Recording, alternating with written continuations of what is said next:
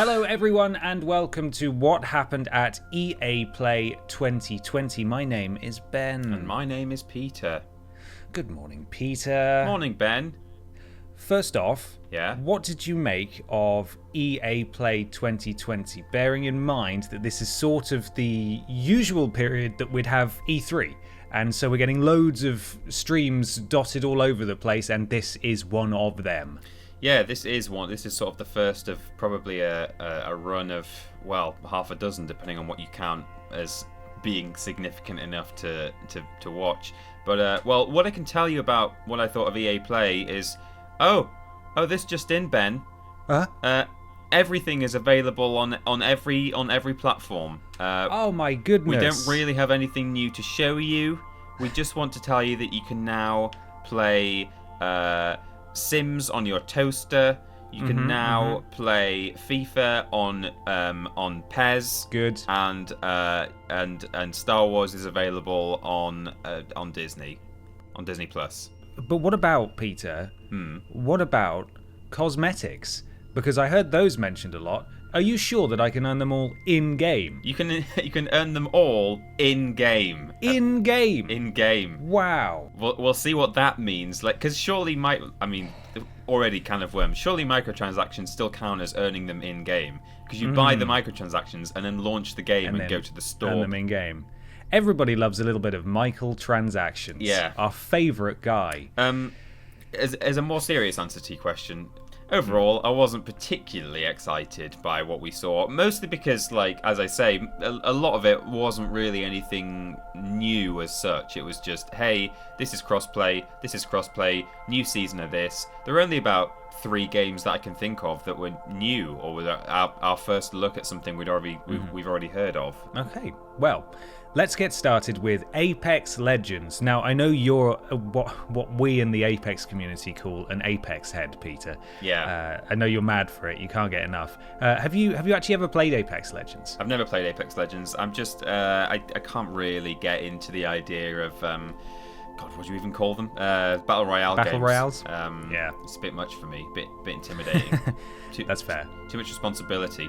It's too competitive. That's the problem. Those gosh darned kids and adults are too good at it, and that's the problem. I mean, the Apex Legends exists seemingly in its own bubble within the Battle Royale sphere, where it tends to attract more mature players over Fortnite, which, you know, and it's free to play as well, which PUBG isn't, so it does sort of stand alone in that field. I played it shortly after it came out, but then didn't go back to it much after that because, again, it's just competitive multiplayer I don't find particularly enjoyable. But it has a huge player base, and people may have been very excited to find out that not only is it coming to Nintendo Switch later in the year, but also there's going to be crossplay between everything. Absolutely everything, so you can get beaten up by Steam players. Yeah, you can play on Origin, Steam, Switch, PC, PS4. Yeah. Xbox. I mean, probably PS5 as well eventually.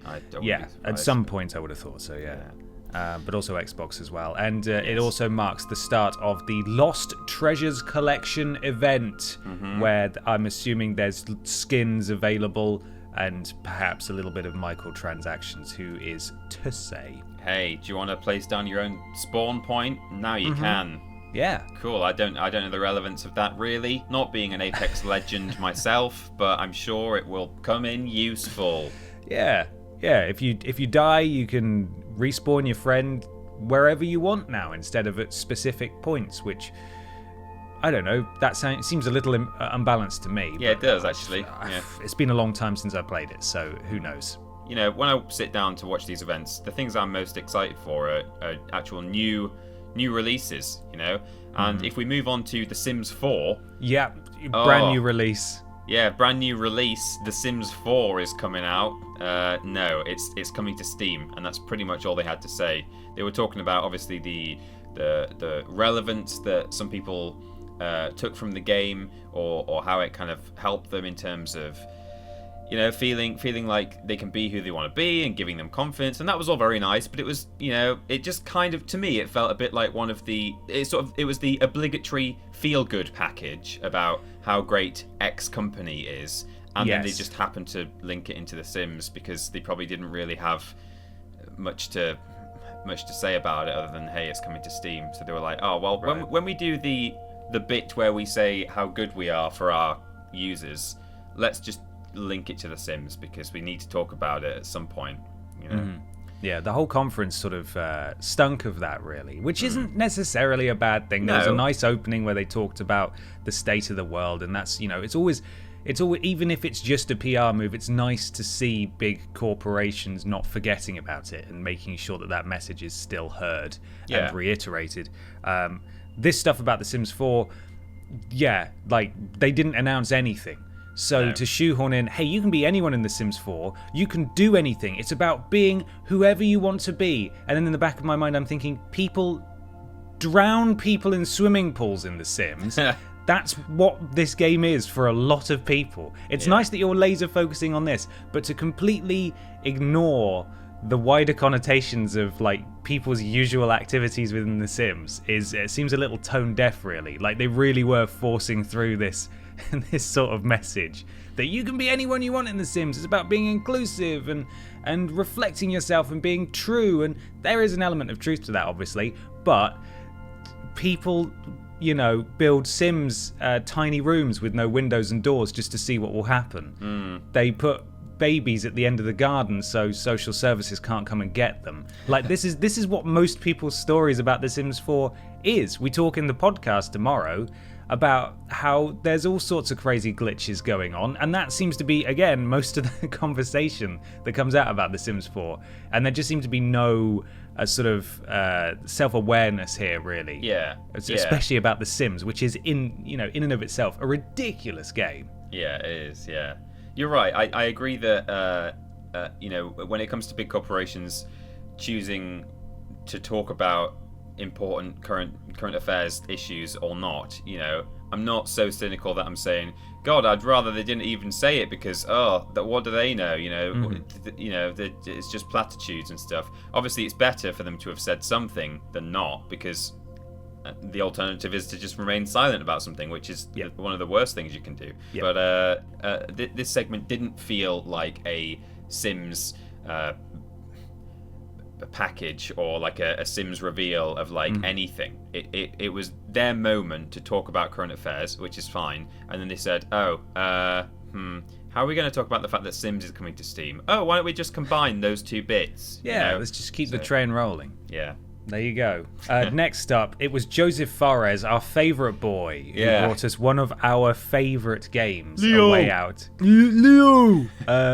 We loved A Way Out. It's brilliant in its sort of silliness, and I don't know if it was intended to be silly, but at the very least you can applaud it for being an extremely unique and thorough co-op experience. There's nothing else like it, and I really enjoyed it for that reason. I also loved Brothers: A Tale of Two Sons, I think was his first game that he did, and so the fact that he's making another co-op game is really exciting. It is. All we know is it's called It Takes Two. Joseph Fares likes to swear, and he hates the Oscars, and I'm reading a little synopsis here. It's about a child who deals with their parents' divorce by creating two dolls which both come to life. So there was a little gameplay footage, but not a great deal to go off right now. But the fact that that's even coming, the fact that Joseph Fares is making another co-op game is extremely exciting, and I'm really looking forward to hearing more about that. Yeah, the one thing that confused me was towards the end when he was sort of trying to describe what the game is like. He said, the story is, it's not even like there's an ending. You just sort of you go. And he says, well, there is an ending, but there's, But then he went, you launched up into space on a sort of roller coaster of emotions, and then you brought back down. And then at the same time, they were showing an actual roller coaster in space, and I was like, hang on, is this a metaphor, or do you mean that that's how the game ends? That you just go into a sky coaster in space, because that is what you're actually showing us right now. So I don't know. The fact it's dolls that come to life, it might be a very metaphorical game rather than the very literal A Way Out. Yeah. But we'll see. Again, a lot of things here, and it seemed This seems to be sort of a running trend with EA plays if you go back through the years, is they show stuff that, and they talk about stuff that is nowhere near ready to be talked about or shown, so it just sits in the back of everyone's minds for years. And I don't think that's very wise, but clearly EA, one of the biggest video games companies in the world, somehow thought that they would perhaps be forgotten about if they weren't part of the conversation this summer. Yeah. And so they needed to come and talk about stuff, despite the fact that the vast majority of things, as you said at the start, were just, it's now on Steam. Crossplay is coming. This is in development. It exists. Look out. It's coming at some point, with the exception, of course, of the Star Wars game, which we'll talk about later. But they could have just done an event for that, really. They could. And even that, as we'll talk about later, it didn't really tickle my fancy that much. But okay. Yeah. Up next, though, while we were on some of the smaller projects, they did a little trio of them. Lost in Random, lol, random. Now, obviously, the immediate comparison that I'm sure everyone who's writing this up or covering this in any way will make is that it looked pretty Burton-esque, didn't it? The art style, which is a good thing always to me. You know, I really like Little Nightmares, which is a very similar thing. It's got that kind of almost claymation-y style graphics with very gothic, almost caricaturish looking characters. You know, I'm intrigued by this. Like, I kind of want to see more. It didn't, in a sense, it's not quite standing out to me as much as they were maybe hoping it would, based on the design that they've come up with, purely because there have actually been now, you know, lots of very good games with that sort of style. And we've even seen one announced at the PlayStation event. What was that called? The Little Devils? Little Devils something. Yeah. That was a similar kind of art style, certainly in terms of character design. So, you know, I wish Lost in Random the best. I'm intrigued to see more. But I think it's going to have to work a little bit harder than maybe they had initially planned to actually stand out, despite the fact that, you know, at first glance it seems like quite a unique, exciting thing. You know, I don't think it is as unique as they would like it to be. Yeah, it does look interesting, and I just hope that we can somehow unlock, maybe as a microtransaction, that developer's amazing plaited ponytail. Yes, because that was wicked, and I'm extremely jealous. Hair envy of that guy. He was extremely animated with his hands, wasn't he? He was at the end. His little villainous thing. Yeah, looks interesting. You know, it's nice to see EA work on these smaller, interesting projects. Yeah. You know, Ubisoft used to do a lot of this stuff. They had, I think it was like Ubi Art or something was the initiative, and out of that we got Child of Light and Valiant Hearts and a few other things like that, but they tend not to do it so much anymore. So it's nice to see, you know, EA continuing to do that kind of stuff. Unraveled or Unravel, I can't remember what it's called, one of the two. Those two came out of a similar initiative to these two games. So yeah, I like it. You know, smaller, more creative titles that don't have microtransactions in. Yeah, is all good as far as I'm concerned. I hope it does really well for him. Well, I noticed when they introduced this little package of these three smaller games, one of the things that, you know, when they had that animated segment where the developers were talking about what it means to be part of, you know, working under EA and stuff, and there was almost a bit of a forced emphasis on them saying, oh, it's great because, you know, we have full creative control, and if there's something we don't want to go in, it doesn't have to go in. It was almost like they were being... It's like someone was standing behind the camera from EA with a gun, saying, tell everyone you're fine, tell everyone that we don't make you put microtransactions in or whatever. You put them in because you love microtransactions. Yeah. That's what it's about. You've got posters on your wall of microtransactions. Yeah, that's what it was. It was like a hostage video or something. Oh, God. Well, going from one game that perhaps didn't look hugely original to another, Rocket Arena. This is a game that sort of seems to have existed for a little while, at least. The write-up here suggests that it shifted publishers from Nexon to EA, so it has existed in some capacity for a while. Rocket Arena appears to be some sort of 3v3 arena hero shooter, but with rockets. Yeah. And it looks like every other game in that field. It's colourful, it's bright, there's loads of quirky characters. Yeah, quirky characters with different abilities and skills and stuff. It's absolutely not for me, but it looks competent enough. I sincerely hope that it has a decent lifespan, because so often do we see games like this come out and just disappear. Yeah. And nobody plays them. And I don't think it's free to play either, which also doesn't put it in the best standing, perhaps, with people wanting to jump in and have a go at it. It's really got to carve out a niche for itself, and I'm not confident it can do that. No. It is coming out very soon, though, next month. Yes, that's true. So it's, at least it can hopefully try and ride the little wave of interest that it might have garnered from this event. But yeah, I actually felt really sorry for Rocket Arena when I saw it, because I looked at it and I thought, from the most objective standpoint I can find, this looks quite fun. Like I like games that have rocket jumping in, like Quake and stuff. I think that's always a fun mechanic. And people have poured their heart and soul into designing those strange, unique characters and stuff. And the art style's nice and so on and so forth. But for some reason, my brain decided to pick this game specifically to go, all right, that's enough. We've had enough of these games. No more. Right. Like I've had plenty of opportunity to sort of pick a game over the past couple of years to go, right, I'm sick of these now. But the moment Rocket Arena came up, I was like, this looks fun. And then immediately I looked at it and went, no, this is Overwatch. That's it. I'm done. Stop. Stop. It's time to stop. So yeah, I felt bad about sort of having an automatic gut reaction that was so mean to someone's hard work. But yeah, I don't think you're alone in that, though. That's the thing. There have been a lot of games like this, and we'll just have to see how it gets on. But a game that you theoretically should be more interested in, Peter. Yeah. Star Wars Squadrons.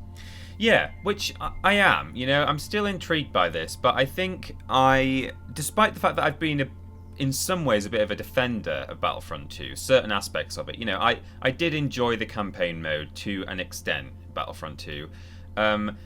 Despite all that, I look at this and I think it kind of looks like just Battlefront 2's business model, but maybe without even as many good things as I got from Battlefront 2. So it's got a single player campaign, this game, and actually it's got two characters. I think they even said you create those characters to begin with in the single player.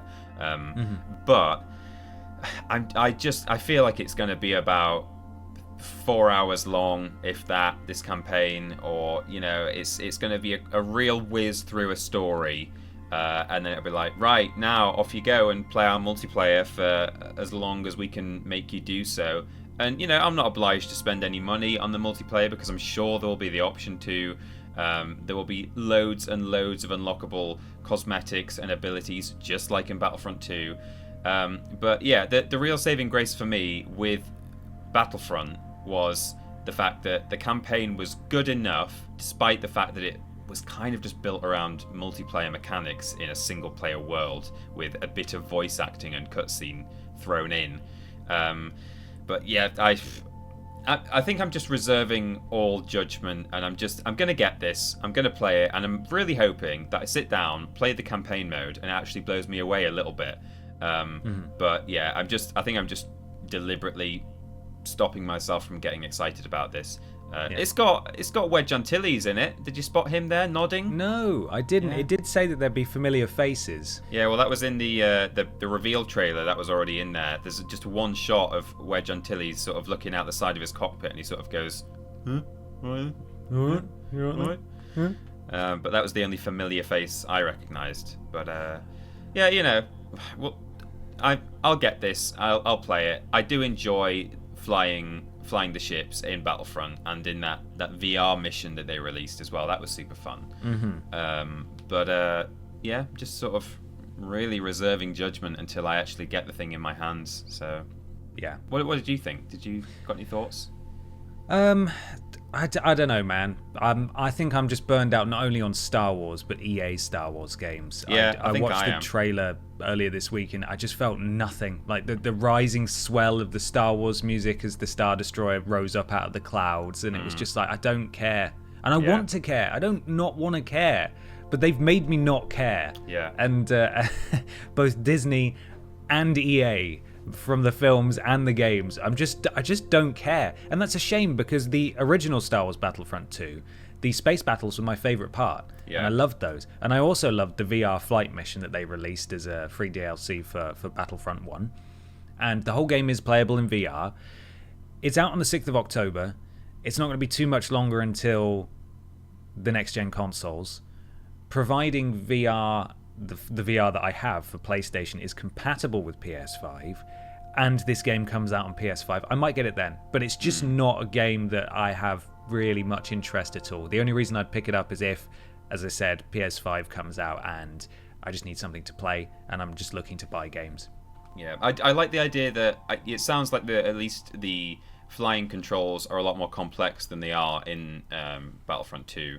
In that, they were talking about, like, bombing along at, like, full speed, and then suddenly cutting your engines out, doing a flip upside down, launching a rocket at someone, and then sticking your engines back on while you sort of free fall or while you float through space and stuff. And it sounds like some of the wilder tricks that Poe Dameron pulled in the recent films, now that the CGI budget is way higher than it used to be. Yeah. So, if those things are as doable as they say, and you can actually do some really wild stuff, that could definitely be a selling point. But for now, I think you're right. I think I've got Star Wars fatigue. I've got Star Wars game fatigue. Yeah.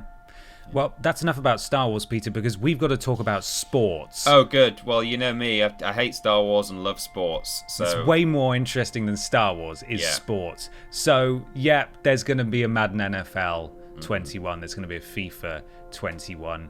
We saw various highlight clips and people talking about how I am the legendary ball fondler. That's me. I kick the best balls. I also throw and catch the best balls. Watch me kick the ball.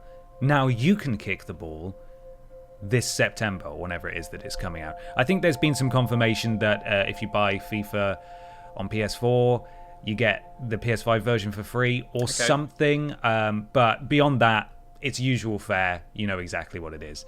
So let's just move on to some weird little highlight montage that they did.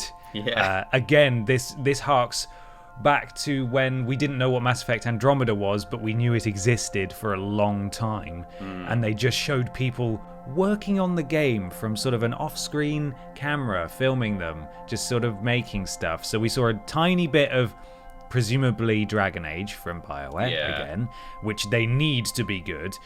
We saw sexy cars from Criterion, and they were sexy cars, to be fair. They were very, very sexy cars. Very good. They're almost photorealistic. That could have been a camera, I think. I thought so. I thought it was for a second. Yeah. We saw a soldier boy being scanned for DICE's next Battlefield, you would assume. And we also saw some strange flipping game from Motive, where they were jumping around some sort of city. I don't really know, but it was like a creativity focused game. I think it's almost a bit Gmod-ish, possibly, or Little Big Planet, maybe. I don't know. But again, this was them sort of desperately saying, "Hey, stuff is coming. Stuff is coming. We promise. Stuff is coming." But again, I'd rather not know about any of this until they can just show it to me and say, "Hey, it's coming out this year." Yeah, I love that they were like, "Oh, next gen, we're excited to show you some of our next gen work." And actually, before they actually started showing stuff from probably specific games that were quite clear, you could work out what it was based on the company name that they dropped. Just before that, they showed like just a sort of fish tank full of smoke with like smoke overflowing, and like one other thing as well. I can't remember what it was now, but it was just like a physics test of some kind. It was like liquid flowing, or like a cube crumbling into bits, or something like that. It was like, right, okay, this is a really weird thing to show at the very end of your EA Play Live event. Like, oh, look at this tank full of smoke that we've done. And unfortunately, they did move on to actual assets from games that I'm sure we will be getting in due course. They were recognizable, as you say, but that was a bit of a weird thing. Yeah, like you say, they can just sit on these things, just wait until there's more to show. Yeah, why not? Speaking of which, Yeah. Do you want to tell us all about this, Peter? Again, another sport you're a big fan of. Yeah. wait until there's more to show is definitely the thing to say here. Skate 4 has been announced. It's been confirmed right at the end as the final punch of the EA Play 2020 event. Yep. But we saw nothing.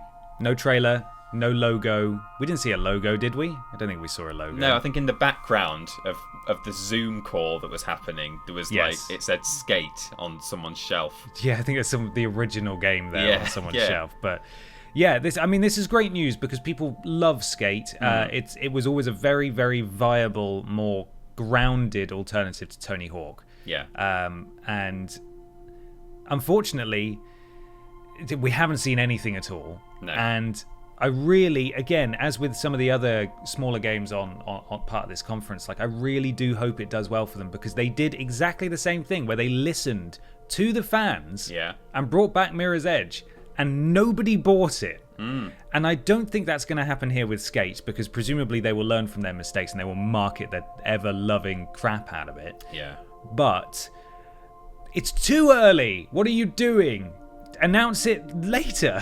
Especially as the final, they were like, but hey, before we go, there's one more game to talk about. Or they might have even said to show you. I think we've got one more game to show you. And then it was, hey, Skate 4's coming back. We've got nothing to show you, but yeah. And that was it. That was the final punch. Yeah. You know? It was a strange choice to round out the show for me, but yeah, you know, best of luck to them. Skate's great. I've played a little bit of Skate at a friend's house. I love the sort of ragdolling and the bone breaking, and you know that's all very silly. And I actually Skate is one of those games that I love because of its glitches. You know, I hope that it's not too stable. I hope they still make it a little bit broken. Wonky physics. Oh, they'll be making it on the Frostbite engine though, so God knows what it's going to look like. But yeah, that's coming. It's confirmed. One other thing that we forgot to mention is the Command and Conquer remastered collection. I believe is coming to Steam. Just another Steam thing, and that's it. That's EA Play 2020 on the whole. A lot of promises, but not a lot of gameplay. Some stuff that's to be excited about, but I think that was fairly minimal, really. Yeah. So, yeah, let us know what you think about it in the comments below, and tell us which other conference that's coming in the next month or so you're looking forward to. There's quite a lot. We'll do more videos like this, recapping what's happened and giving our thoughts. And yeah, I think that's all, is it? Yeah, I think so. I was going to say, yeah, stay tuned. We'll be covering, I'm sure there's like some Cyberpunk coming up. There's going to be, God, what else is there? Eventually there's an Ubisoft event happening. There is. So, yeah, all kinds of things we'll be covering in the next month or so in place of E3. F in the chat for E3, everyone. F in the chat, everyone. Yeah. Well, thank you so much for watching, everybody. We'll be back really soon. Take care of yourselves. Bye. Bye.